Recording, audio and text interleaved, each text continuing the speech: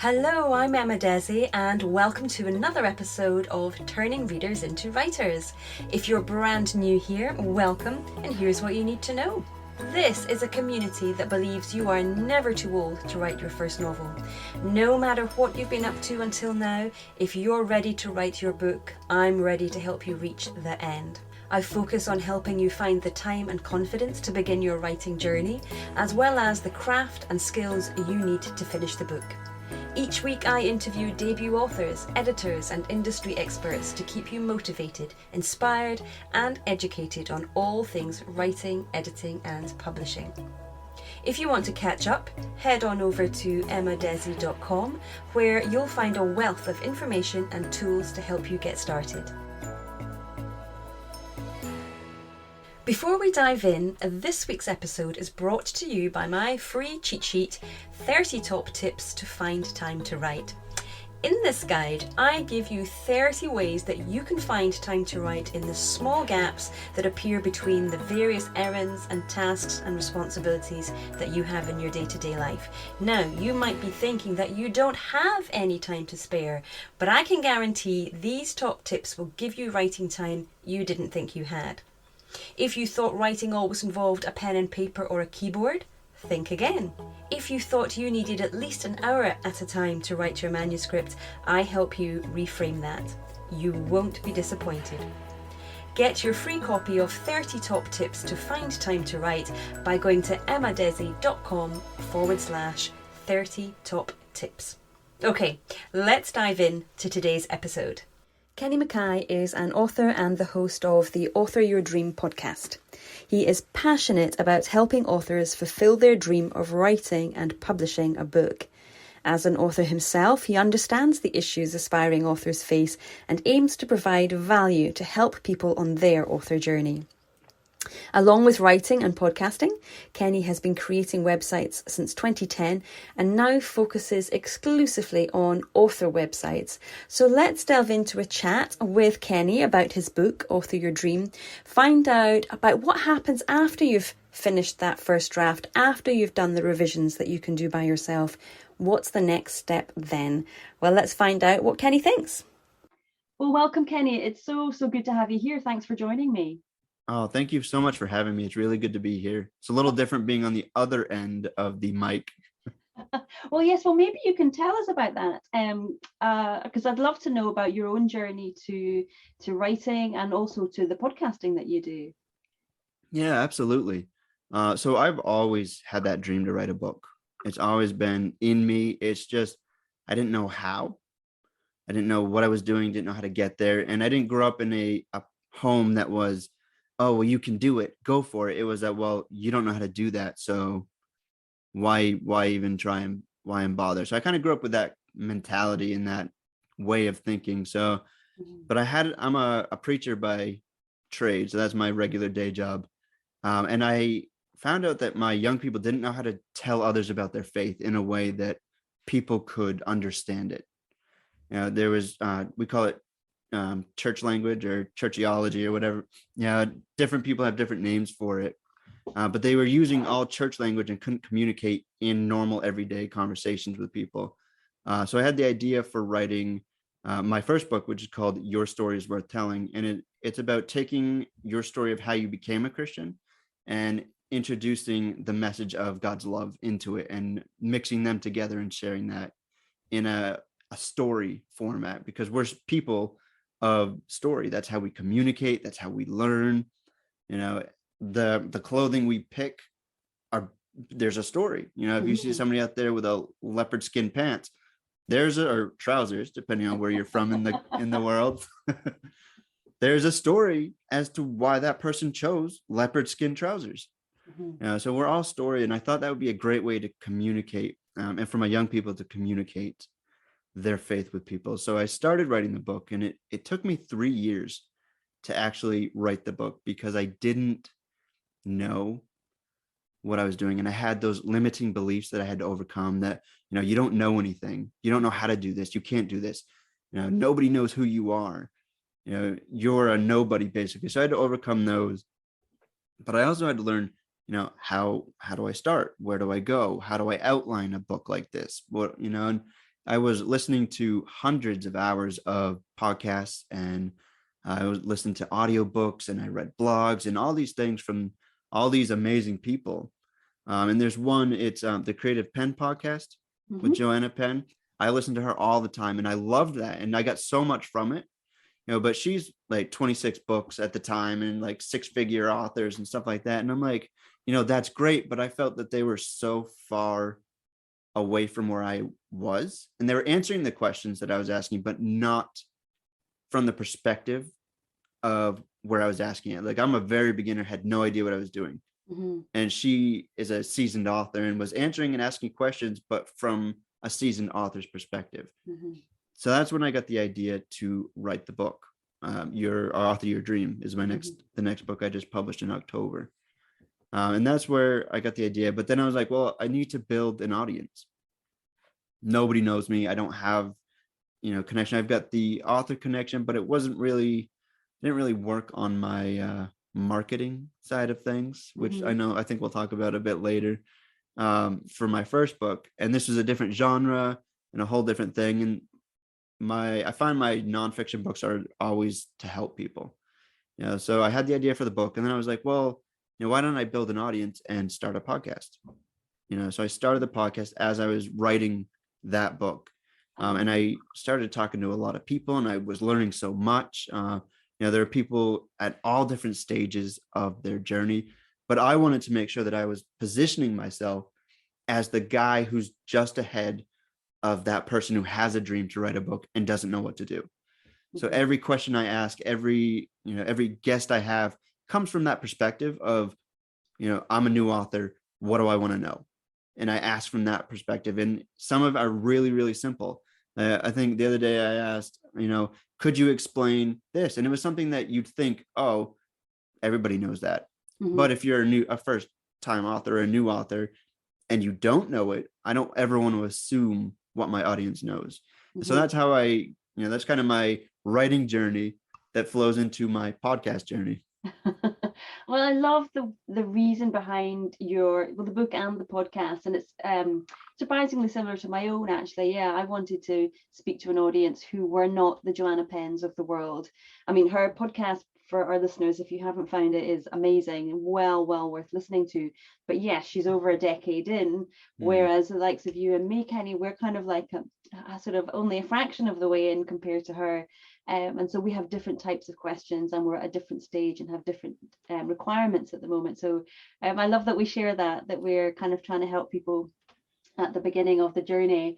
And so that was going to be one of my next questions, actually, was about your book, Author Your Dream, a guide to writing and self-publishing your first book. And I can see why you were prompted to write that. And I can see as well, and I really admire the fact that you were able to use what you were learning, as you were writing it, you were learning and speaking to the people on your podcast and kind of gleaning from them what you needed and thinking about those questions that a real beginner would have. So that's probably why it's so useful to new writers. They'll find it so beneficial to get your book. And that also that you do take your readers right from that beginning, the first idea that you have for putting a story together, just that sort of story spark, all the way through to the other side of marketing, finding readers, which is such a difficult thing to do. I love that you give a roadmap for that for your readers.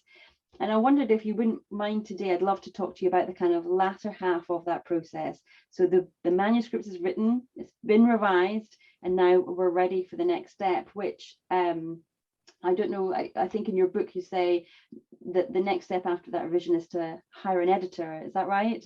Yes. Yeah. And so how could a new writer who hasn't yet had the experience of working with an editor, how can they find somebody that might be a good fit for them? Yes. Well, it's going to be something that you're going to want to first set aside some money for, because you are going to get what you pay for. But there are sites, I use Upwork is what I use. And I go there and I post, this is my needs. This is what my book is about. This is how many words I have. And I talk about how it's important to, put something in there that says, say, when you respond to this, say this, it could be anything. It could say, let's say author your dream project, put that as your subject line. And that way, if when I do that and people don't do it and they don't follow those instructions, then I know that that's not an editor that I want to work with, because if they're not taking the time to carefully read my request for an editor, how careful are they going to be in doing my editing? Yes. And so if when they respond, because when you do this, you can get, hundreds of responses. But if the subject line doesn't say the author of your dream project, I don't even look at it. I just delete it. And that saves, as an author, that saves you time and effort, but it also allows you to go through the people, who actually took the time to read your job description. And you can say, okay, here's this person responded, and I've got 10 that look really good. They're in my price range. I'm happy with what I have. And then you can ask them to do an edit. They'll have each editor will have different requirements. So you make sure you want to ask, what do you need from me? What do you require? How do you work? So ask these questions before you say, hey, I'm going to pick you. I say avoid Fiverr, because Fiverr it's not that it's bad, and it's not that you can't find great editors on there. It's just harder because it's at a lower price range. So I always go with the Upwork, and you can set your price range, and people can pitch you and say, hey, I can do this for this many hours, and make sure you ask how long do you think it's going to take? Because if they're saying I can do it at 12 hours, but they're going to take 30 hours, $12 an hour, and they take 30 hours to do it, that's going to be a good chunk of money. Yeah. So I always make sure that you communicate with your editor first, and ask all the questions that you need to know before saying, okay, I'm going to hire you. And another thing to look out for is ask if they use, what is it? Pages has it. The Microsoft Word has it. They track the changes. Track changes, I think it's a different name on different ones, but ask that they use track changes, because this is an experience that I had with an editor. Is I sent them the thing, sent them my sample edit. They sent it back. I thought it was really good. Sent it off, my full manuscript off to them, and they sent it back, and they didn't use track changes. And they're like, oh no, I'm sorry, I forgot. So what I had to do is I had to go line for line from the version I sent them to the version that they sent back. So it took me extra long to read both versions and just check back and forth to see what was changed. And, I try and give people the benefit of the doubt. So I'm not like, oh, you're a terrible editor, I can't believe you did this. But it taught me a lesson. Make sure that when you're looking for an editor, you ask that they use track changes. So they just sort of amended the manuscript there and then. Yeah. So I had to go through, and she had picked words. They meant the same thing, but they weren't my flow, and they weren't my tone. And they were more like, I like to be straightforward and simple. I want to write my books as if I'm talking to you here and now. And that's my whole goal. And she'd pick words and change them just because they were, bigger words, and they made me sound smarter. I'm like, I don't care about sounding smarter. I want to be relatable. I want to be someone that you feel like I'm actually there helping you, talking to you like a friend. And so I'd have to go through and be like, oh, well, that doesn't sound like me at all. And then I change it back. But I did have to go back and forth, and it took me probably about 2 weeks to just compare each of the versions and make the changes that I needed. Oh my God, that's awful. Yeah, lesson learned. You won't make that mistake again. But that's bad practice, on that person. So a real kind of genuine lesson there about being careful who you work with, and really communicating well, and knowing that feeling that you both have a way that you can communicate to your editor, and they can talk in a language, what am I trying to say, that you resonate well together, that you get each other. And I'd say that would be key, is communication. Communicate, over communicate if you have to, with the editor that you're choosing.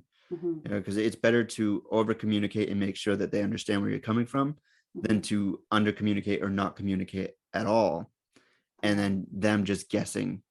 And then remember that your editors are human beings as well. So they're not going to know what you want or need if you don't tell them. They're not mind readers. So you got to communicate and tell them what you want, tell them what you need, and just be really clear about what you're expecting, but also about what they're expecting, because they will have their own guidelines and certain things. So just be willing to work with them. And like, I do author websites, and I've had some really great clients who are like, okay, I understand, this is what I want. Can you do this? We're like, no, it doesn't transfer onto a website as well as it does on a paper. And they'll be like, oh, okay, you're fine. But then I've had people who are like, well, I want this, and they like down to the minute detail.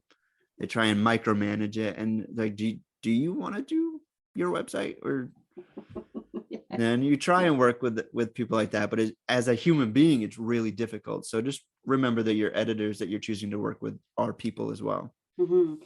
I think you mentioned something there before. It might probably just worth reiterating, was that you mentioned that they can do samples. So you can ask a prospective editor to do a sample edit, maybe just of a few pages or a chapter, to get a feel for how they work.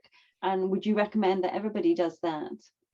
Yes, I would definitely recommend that. And some will do 2 pages, and that's fine. And all you're doing is you're getting an idea for how they work. Mm-hmm. And how they flow, and if they've picked up your tone, so you want to pick something, within the chapter. It could be anywhere in the book, but not something like your bio or the back matter of your book. You want to pick something actually within the meat of your manuscript. Mm-hmm. And that kind of gives you a great idea of how they're going to be working with you and how they're going to make their edits. And they may have specific things. I just talked to a lady who started out as an editor, and now she does a lot more. And she was saying that she says, when you send me a sample edit, 2 pages, it's got to be the size 12, New Roman, single space, because she said that she's had people send her, 10 size 10 font and try and get as much as they can in those 2-page sample edits as they can. So your editor that you choose may have those guidelines. Just make sure that you're asking and communicating that with them. Mm-hmm. Such a good point. Yes. Lovely. So we've got an editor. Are we ready to go then? Can we just go and publish, or what should we be thinking about after we've hired and worked with our editor? Yeah. So once you've gone through your final edits and you've gone through your proofreader and gotten that all set, the next thing you want to look at is your formatting. And that's all what your book looks like inside. And the best thing that you can do is go to other books in your genre, go to your library, pick up a book and see how do they format that, because readers are going to be expecting a certain type of formatting. Science fiction is going to be different than romance. And so you're going to want to look and see, what do other authors do in my genre? And then don't copy them, but say, okay, I like this. Take that. Some will have their chapter titles with an image. Some genres will just have numbers. Some will have, really beautiful fancy pages. Others won't. And so it's just looking at that and seeing what you like, what you don't like, what's accepted in your genre, what your readers are expecting of you. Because that's really who you're focusing on, is your readers, your audience. Yeah. What is your audience expecting? And they may allow a little leeway in certain areas, but if you're if you're writing romance, but you've done everything like a horror, then it's going to be like, okay, what's going on? And you're going to want to look at the font. You're going to want to look at, how they do their titles, how they set their pages. Do they have page numbers? And stuff like that. And I was talking to a guy on one of my podcasts, and he writes for dyslexic people. Like, all of his books are written for dyslexic. So if you want to do that, you do some research. There's a certain font that you use. I think is it sans serif that is good, and cream pages, and a certain distance. So if you want to do that, and that's how you want to go, because his son is dyslexic, so that's why he did it. And people have said that, my son is reading now because you've done this. And that's something to think about. Do you want to be inclusive of everybody? Mm-hmm. people who aren't dyslexic aren't going to have a problem reading on cream paper, even though technically cream paper is reserved for certain books. You know, if you have a nonfiction book, you want generally white paper. But if you're writing to be inclusive for people with dyslexia and you do cream paper, I mean, I'm not going to not buy a book because it's cream paper. It's a good point that you're making there about how that visual, even if as a reader we don't really understand it, we're not consciously aware of it, having that kind of, you know, not having that expectation or that familiarity of how a book looks, if it's out with our usual genre, it does kind of knock us a little bit, and it can have an impact on the whole experience of reading the book. It's very strange and I guess very human that such a small thing can have a bearing on our experience of the book. So I'm glad you mentioned that. When I think of formatting, I think, oh, it feels very technical. Is it very difficult to do? If I was looking to self-publish my book and I needed to format it, it feels like I would have to get a professional in to do that, or is it something I can do myself? It's definitely something that you can do yourself, but it's stuff you'll have to learn. Like you'll need to learn your front matter. How are you going to add your copyright page? What goes on there? Where does it go on the page? You want to look at how you're going to do your text and your font, and if you're going to do ragged edges or not ragged edges, and you're going to look at all that stuff. And you can do it yourself. It'll just take a little bit of time. You can hire a book formatter and they'll do it for you. But if you do that, you got to make sure that it's ready to go, because they're going to send it back to you. And if you're like, oh, you know what, I have a few more edits, let me change it and ask my book formatter to reformat the book, they're going to charge you for reformatting the book. So if you're going to hire somebody, you're going to want to make sure that it's ready to go and you're ready to make it to the publishing stage. Fantastic. So we've formatted, we're ready to go to the publishing stage. What do we do next? Can we just throw it up there? Do we need to think about, I don't know, what goes on the back cover, for example? Yes. So you're going to want to think about your back cover, your cover design. If you haven't done that, I use the cover design because I'm a visual person. When I write, I set goals, and when I hit those goals, I give myself a reward. And the book cover is one of my rewards, and it's one of the later rewards. You know, if I've gone through maybe my second self edit, then I'll be like, you know what, I'm doing great. I'm going to contact a book cover designer and see what they can come up with. And for me, because I'm visual, that really encourages me and inspires me to keep going, because when you get to this part of the publishing process, it can feel a little boring. You know, if you're reading, you know, you're going through the self edits, you know, 2-3 times, maybe sometimes some people do 4, then you're going on to editors and formatting, and it can feel so boring. So for me, that book cover is a reward. So I go but I make sure that I have my back matter done, and I write mostly I'm working on my first fiction book, so I write nonfiction. And with nonfiction, you want to make sure that the reader can look at it and say, okay, this is the problem that this book is answering, and this is how they're doing it. And for that, you can do bullet points and say, you know, in this book, I cover, you know, how to overcome limiting beliefs, how to find an editor, how to work with professionals, and like give a few bullet points so they can say, you know what, this is my problem. This is how it answers it. Yes, that's going to work for me. For fiction, again, go to your library or go into Amazon, have a look at your genre. How do they do it?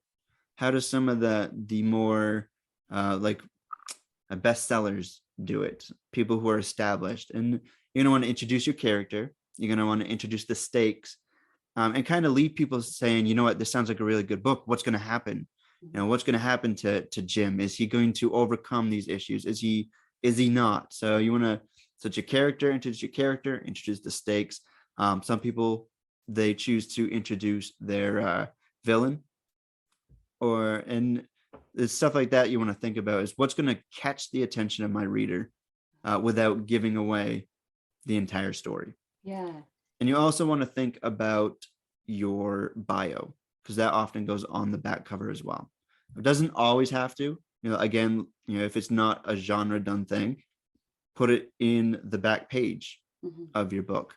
But when you're looking at that, you want to think, what's going to be interesting to my readers about me, the author, because we want to know, as readers, we want to know a little bit about who they are, but I don't need to know that you grew up on East 32nd Street in Washington, D.C., and you had 6, brothers and sisters. Like it might be interesting and there might be a place for you to put it, but you got to ask, you have maybe 4 or 5 sentences. What is going to be interesting to the author or to the reader about you? Think that. And is it going to be where you grew up and how many people you have in your family? Or is it going to be the fact that you are a sci-fi lover and that it's always been something that you've wanted to do and you did this? And you can talk about where you live and your family if you want to. But this goes into building your platform as an author as well. And it's just using all the different avenues. So your bio, your Instagram page, your social medias, your website, all that stuff goes into building your author brand. And we'll definitely come to that. But I like that you're talking about the blurb there, particularly for nonfiction, putting your little bio in and being specific about, okay, my reader's interested in this topic. So what have I got in my life that relates to that topic that they'll that it'll give that trust value, that they'll think, yes, this person knows what they're talking about. I can feel safe buying this book from them and knowing I'll get some value from it. And I'd also kind of echo your thoughts too about researching your genre. So in fiction, definitely you want to be looking, if you write romance, it's a specific type of blurb on the back. If you write historical, it's written in a very different way. The same for thriller and things. So I really echo that. And I want to kind of just ask you to dive a little bit further in that with regards to the book cover. How do you find your book covers? Do you go to a designer? Do you look for pre-mades? How do you go about it? Yeah, I've done it differently, actually, as I've grown as an author. So the first thing I did was I went to Fiverr, because I was like, oh, you know what? I've got no money. I've sold no books. Nobody knows me. I'm a preacher, which doesn't make a lot of money. Got 3 kids and a family to take care of. So you're looking to cut costs where you can. So I went to Fiverr and I said, okay, this is what I need. And somebody goes, oh, I can do that for $20. I'm like, oh, okay. But again, it goes back to you get what you pay for. And this person did it and didn't do what I asked, didn't meet the brief. It wasn't anywhere at all what I had asked for her to do, and all she was looking for was a 5-star review. Right. And I don't like to give bad reviews to people because I know they put effort and time. So like unless it's really, really bad service or I had a really negative experience, I won't go below a 3-star. So I think I gave a 4 and said, it was all right. She got back to me quickly. The communication was good, but she wasn't able to give me what I needed. And she came back and said, excuse me, you promised me a 5-star. You need to go change that. And I'm like, no, I gave my honest review. So that I decided I would not do that again. And then I went to Upwork and I was able to find someone there. And what I've done recently was just on my social media, like because I do the podcast, I follow loads of different people from all different aspects of the publishing arena. And I had found a lady who she was posting how she does her book covers. And it's just a little video of her just putting together a pre-made book cover. And I went to her page and I looked at all her stuff and I was like, you know what? I really like this style and I like how she's done it. So I reached out to her and I actually had her on the show not too long ago. I think it was season 1, but she was in somewhere in Europe. Close to Russia. I can't remember what it was, but yeah, so she was there and I was like, hey, would you like to come on the show? You've done a great job. And so I found it via social media. And what you can do also is in your author Facebook groups, ask people who have they used, who have they used and enjoyed their results, because there are people who have gotten book covers and they're like, absolutely not. This was terrible. Do not use them. But if you don't ask, then you're not going to hear those. Yeah, because word of mouth is so necessarily important, isn't it? Word of mouth is the best form of advertising there is. It is. I want to say thank you for sharing all these. I'm sorry you've been through them, but thank you for sharing these kind of more negative experiences you have, because I think it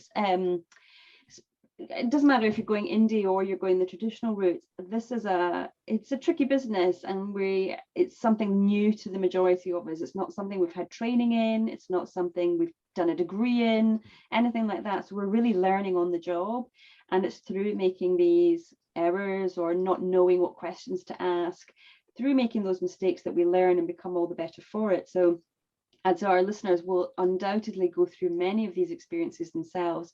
Don't feel necessarily that you're doing anything wrong, but try and enjoy it. Actually, it's kind of part of this journey, and it's what's making you a better writer, a better publisher, and making you more experienced in your journey as you go along. So I appreciate the fact that you're sharing those kind of not the most positive experiences, but as you say, yeah, you really learn from, and you know what not to do next time. And I wanted to just kind of follow up on your comments about book covers and how to know what the book cover works for you. And again, it all comes back to research, doesn't it? What is happening in your genre? What's in vogue at the time? What fits in with the other books in your genre? Because you want your reader to instantly recognize, oh yeah, this looks like the type of book I read. So you're in the non-fiction space predominantly at the moment anyway. Is it the same for non-fiction? Do you have to be kind of careful about the type of book cover you choose? Yes, you do. You don't want something too whimsical. You want it because you're conveying information and you're giving people a solution to their problem. You want to reflect that somehow, but you don't want them to be like, is this a adult coloring book, or is it something that's going to help me? So you do want to look at that, and it tends to be, very clean, very straightforward, not too fancy. And depending on the book, some of them may be, but like you said, do your research, look at your genre, look at the other nonfiction books, because there's going to be, in nonfiction, there's different categories. My first book was Christian nonfiction. My second book was, more general nonfiction, but in the writing sphere. So in that one, it had, it had a typewriter, it had computers, it had, pens, so that's something that it had because that's what it's about and that's what it reflected. So if I had gone something completely different and I said, oh, well, I want to stand out from the crowd, that desire can almost sometimes hobble your dreams and your goals of publishing the book, because you're so different from your genre or your category that people aren't going to realize that's what your book's about. Yeah, 100%. So now we've published the book, we've got the cover, we've got the back matter, we've got the blurb and everything, and we've published the book. Woo, that's the end of the story, isn't it? That's us, we're done. Can just kind of sit back and watch the readers come in, watch the money come in. Is that right? Absolutely not. And so we do have that, don't we? We need to find readership now. And so I wonder, you've mentioned that you design a lot of author websites, and we were going to talk about social media too, if that's okay. So I'd love to hear your thoughts on how new writers can find readers, and kind of crucially, do we have to be on social media? Because I certainly come across a lot of people now who don't want to be on Facebook. They don't want to be doing Instagrams and picturing their life. And so one of my questions for you would be, do we need to be on it? Is it kind of just part of the business now? Is it a necessary evil, or can we find our readers without it? Very good question. I love that. I would say if your audience is on social media, you should be on social media as well. You got to go to where your people are. And as we get into the marketing aspect, it's, marketing is really just letting people know that you have a book, that you've published a book. But if you don't tell anybody, and if you don't have a way to tell anybody, then nobody's going to know. And you've published a book, and you're going to be checking You're gonna be checking your KDP dashboard, every hour. Oh, did I sell a book? Oh, did I get one? And it's gonna start to become disheartening, and you're gonna get down and discouraged because you're not gonna see a huge growth. When you publish a book, it's not, you're not an instant bestseller. You have to do the work, and you have to be able to get the word out to your people. And whether that's on groups in person, if you've written a book about beekeeping, you could go around and visit beekeeping groups and talk about your book, get in there and be a guest speaker, if that's where they are. But if they're on social media, consider signing up. You don't have to sign up for every single one of them. I hate Twitter.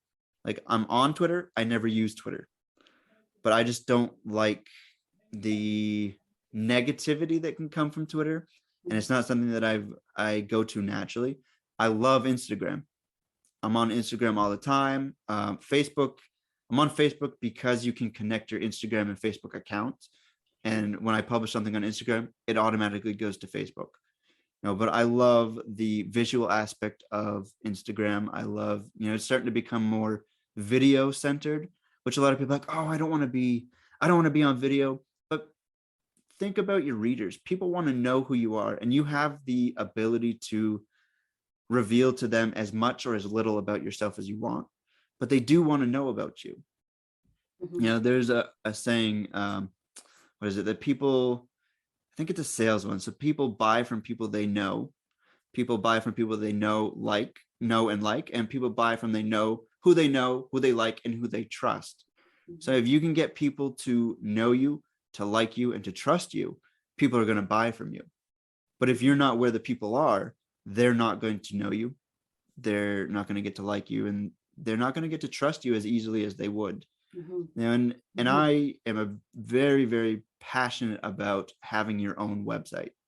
Okay. It's very important that you have a place that is yours, because when you're on social media, you are borrowing somebody else's audience. And we just had, a couple months ago now, Facebook went down for 6 to 9 hours, and nobody could communicate with anybody. So you lost connection with all of your readers just because you had only social media. And they can change their minds or change their policies and say, oh, we're just going to cut all these people from your thing. You're not going to be able to contact them anymore. You could have 10,000 followers, but they make a decision and you lose 2/3 of those people. But if you have a place of your own website, your own email list, that's a place that is yours. You own that space, and nobody can make a change unless you decide, this is the change that I'm going to make. So you have more control over it. And the way that I like to do it is, your website is your central location, and then everything out kind of goes off like a sprocket to different areas, but it all comes back to your website. Your home base and your website. So that, if I think about sort of big author names, well, actually, first of all, just let me kind of feedback as well. Not feedback, but I'm just thinking about famous authors who we see on chat shows and who appear in Oprah's magazine and all that kind of thing. That's them doing the same thing, only the way that they find their audience isn't a Facebook group, it's Oprah. Or they get to go to Waterstones and Barnes and Noble rather than our local book club. But it's all the same thing. Stephen King still has to go out and promote his book. They all still have to do book tours. And I think if we're kind of reticent about going on social media and telling people about our books, just remember the big hitters have to do it too. It's kind of part and parcel of selling books, not writing them, but selling the books. We have to do that. So I think it's worth noting, or just kind of reiterating that. So websites. So if I think about some of the bigger names out there, I might be a little bit intimidated, because I'm thinking, well, they've got pages to all their books, they've got pages to their publicity people, they've got pages to all sorts of fancy things. I'm a first-time writer and I'm just about to publish my first book. What do I need on my website? How complicated does it need to be? Yeah, it can be as complicated or as simple as you want. My suggestion is that you have a few main pages. You want your homepage, you want an about the author page, you want your book page, and you want a contact page. And those are kind of the main ones that you're going to want. If you're just starting out, a book page and you don't have anything published, you can put up a progress report. There are apps or plugins out there, depending on what you're using, that will say, I'm 80% of the way through my book. And people can go on and they can see, and you can write a little bit about your book, and you can, give them a little bit of information. And this ties into social media as well. So what you're doing on your website, you can just take a little snippet and reuse that content for social media, so that they can say, oh, Emma's got a new book coming out and she's almost done with it. She's in the editing phase, which means, it could be coming out in the next couple months, depending on how fast Emma goes. Now, and one thing that I think that people don't think about is they don't think about their privacy policy page. And that is something that is really, really important, because people, especially depending on what country you're in, we're in the UK, we follow GDP rules. Is GDPR? Yeah, GDPR. Yeah, GDPR rules. And we have to follow certain things regarding data. In America, you have to follow it, but it's not they don't fall under the same rules that we do. So you got to know. People have to be able to look and see, what am I doing with their information? How am I handling it? Where's it going? They got to make sure that I'm not selling their information to the highest bidder. And that's stuff that most people probably won't look at your privacy policy page, but you should have it. And if you are using affiliate marketing on your site and you're getting a little income, that's got to be on there. You got to let people know that you are an affiliate marketer and what that is, because not everybody is going to know what affiliate marketing is. So people have to know, but oftentimes people don't, like people who are creating websites, they don't think about that privacy policy page. And I have a great resource if you're happy for me to share it. Yeah. So it's www.websitepolicies.com. And you can go there and you can put in, this is where I'm from. This is my audience. This is where they're from. These are the things that I'm doing on my site. If you're selling on your site, if you're selling your books on your site, then you're going to be collecting information that needs to be kept safe, that needs to be encrypted, that can't just be hacked and stolen. And so you can put all this these parameters and this information, everything that you do on your site, and you pay for it. But you pay for it once and you click generate, and it will generate your policy for you. Then you can just copy and paste it onto your privacy policy page. And it's done, because then you don't have to worry about, what do I need to include? What shouldn't I include? They'll do it for you. That's genius. Yes. There's a solution to everything, isn't there, on the internet? It's amazing. There is. Okay, I'm just conscious of time. We're getting towards the end of our time together, and I wanted just to quickly ask you what you think about advertising. If you're a first-time novelist, do you think it's a worthwhile investment to either learn about Amazon ads or Facebook ads, or is that something we can wait for further down the line? What are your thoughts? That is a very good question, and that is something that I think authors are constantly learning about. I'll never say, yes, I know everything there is to know about Amazon ads, because Amazon changes. So it's a constant learning thing. And I think they're worth learning about for sure.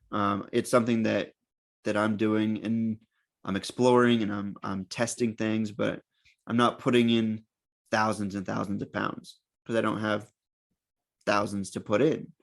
So I'll try something and I'll look at the information that I get, and I'll be like, okay, so this worked, but on this one, so it's great that there was a video, but people weren't really interested in the static image.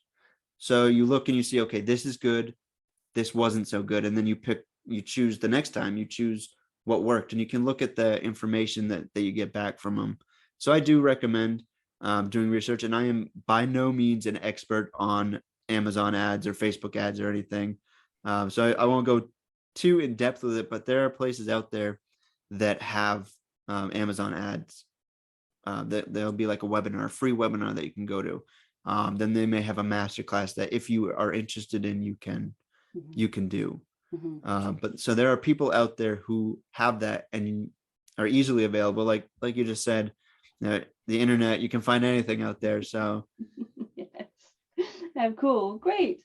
Well, it's been lovely talking to you. I wonder if you just finish off by telling us about, if you're happy to, that is, about the fiction that you're working on, or the next nonfiction you've got coming.